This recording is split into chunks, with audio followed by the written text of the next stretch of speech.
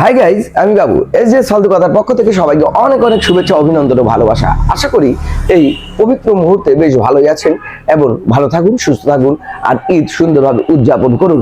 এই আশায়, এই আকাঙ্ক্ষায় আমরা সর্বদাই করে থাকি এস জে ফালতু কথার পক্ষ থেকে। এবং সর্বোপরি এইটাও আমরা বলে থাকি, সাবধানে থাকুন এবং সাবধানে ঈদ পালন করুন। এমন কিছু করবেন না যাতে আপনার নিজস্ব কোনো ক্ষতি হোক অথবা অন্য কারো ক্ষতি হোক। এই প্রত্যাশায় একটি গল্প বলা শুরু করছি। সেই গল্প বাবা এবং মেয়ের। তারা কি সুন্দর করে বাবা এবং মেয়ের ভালোবাসাটা কিভাবে দেখিয়েছে তা আপনাদের মাঝেই উপস্থাপন করছে। একবার সে বাবা তার মেয়েকে নিয়ে নদীর ধার থেকে চলে যাচ্ছিল, বা জাহাজে উঠলো। ওঠার পর যখন মাছ দরিয়ায় চলে গেল তখন জাহাজটি ডুবে গেল। তখন তার মেয়ে তার বাবার হাত ধরেছিল এবং তার পানির স্রোত এত বেশি ছিল যে তাদেরকে ভাসিয়ে নিয়ে যাচ্ছিল। এক পর্যায়ে মেয়েটি বলে, মা, বাবা তুমি আমার হাত ধরো, আমি তোমার হাত ধরতে পারবো না, তুমি আমার হাত ধরো। তো বাবা বলল, মা তুমি হাত ধরো অথবা আমি হাত ধরি, দুইজনেরই সমান কথা। তো মেয়েটি চমৎকার উত্তর শুনে যান জনাব, চমৎকার উত্তর শুনে যান স্যার, চমৎকার উত্তর শুনে যান আপনারা। মেয়েটি সুন্দর করে কথা বলেছে, আমার হাত যদি ভুলবশত ছাড়া পড়তেও পারে, কিন্তু তুমি বাবা, তুমি যদি আমার হাত ধরো তবে আমার দৃঢ় বিশ্বাস তুমি কখনো আমার হাত ছাড়বে না, কারণ তুমি আমার জনক, তুমি আমার বাবা। দেখেন বাবা এবং মেয়ের ভালোবাসা। বাবারা সবসময় মেয়েদেরকে খুব বেশি ভালোবাসে, তার সন্তানকে খুব বেশি ভালোবাসে, কখনো চায় না তার সন্তান কোনো ধরনের কোনো সমস্যায় পড়ুক।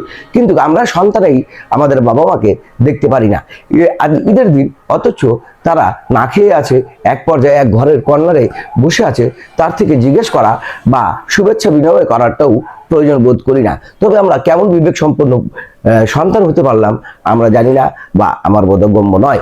তাই আপনারা আপনাদের বাবা মার প্রতি বিশেষ যত্ন নেবেন, বিশেষ করে প্রতিটি মুহূর্তে। এমন না যে আজ ঈদ আছে, আজকে আমি খোঁজ খবর নেব, কালকে শুক্রবার ছিল দেখে বা শুক্রবার আছে দেখে আমি খবর নেব না জনাব, না স্যার, না মহোদয়। প্রতিটি মুহূর্তে আপনি আপনার বাবা মার খবর নেবেন এবং যত্নের সহিত রাখবেন, যেভাবে ছোটকালে সে আপনাকে, আমাদেরকে যত্নের সহিত রেখেছিল এবং আমাদেরকে সুন্দর আকারে মানুষ হিসাবে গড়ে তুলেছে। আমার বলার ভাষা এইটাই যে আমরা দেখছি দিন দিন দিন দিন আমরা কিছু জিনিস হারিয়ে ফেলছি, কিছু জিনিস চোখের অগ্রচরে চলে যাচ্ছে, অথচ আমরা আজকে ঈদ সুন্দরভাবে উদযাপন করছি। কিন্তু দুর্ভাগ্যক্রমে আমাদের এক ভাই শরীফ ওসমান বিন হাদি আজকে অনেক দিন হয়ে গেল সে মৃত্যুবরণ করেছে। তার এখন পর্যন্ত কোনো ক্লু, তার এখন পর্যন্ত তার খুনি বা এখন পর্যন্ত তার কোনো কিছু রাষ্ট্র এনে দিতে পারেনি আমাদেরকে। সেই সন্তানের বা সেই স্ত্রীর বা সে বাবার এবং সে মার এবং তার ওই পরিবারের কি অবস্থা এখন চিন্তা করুন। শরীফ ওসমান বিন হাদি এমন একজন সচ্চা দেশপ্রেমিক ছিলেন যে তার দেশপ্রেমিক এবং আপসহীন সংগ্রামে সবসময় মানুষ উৎসাহিত পেয়েছে এবং সেই উৎসাহিতর কারণেই 2024 সালে যে ঘটনাটি ঘটেছে তার মুখপাত্র তিনিও ছিলেন। তিনি সম্মুখ যোদ্ধা ছিলেন। সেই যোদ্ধা যদি হারিয়ে যায় আমাদের মাঝ থেকে, এবং তার বিচারটুকু যদি আমরা রাষ্ট্র যদি না করতে পারে, তবে ব্যর্থতা এই রাষ্ট্রের, ব্যর্থতা প্রশাসনের, ব্যর্থতা আমাদের 16 কোটি মানুষের। তাই আমরা করজোড়ে মিনতি করছি, করজোড়ে অনুরোধ করছি রাষ্ট্রের কাছে এবং রাষ্ট্রে যারা নিয়োজিত আছেন এই বিশেষ দায়িত্বে, তারা যাতে এই শরীফ ওসমান বিন হাদির হত্যার বিচারটুকু করেন এবং যারা হত্যা করেছে তাদেরকে গ্রেপ্তার করে আইনের আওতায় আনে, প্রকাশ্যে তাদের যে রায়টি দেবেন, যাতে সবাই জানতে পারে যে একজন বিপ্লবীকে, একজন যোদ্ধাকে, একজন মানে সঠিক দেশপ্রেমিককে হত্যা করলে তাদের বিচার কেমন হয়। এই বিচারটুকু রাষ্ট্রের কাছে আমরা আকুল আবেদন জানাচ্ছি।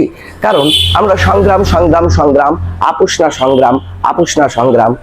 না সংগ্রাম, দিল্লি নয় ঢাকা, দিল্লি নয় ঢাকা, গোলামি না আজাদি, গোলামি নয় আজাদি। সবসময় আমাদের সোচ্চার থাকবে, প্রতিবাদ থাকবে।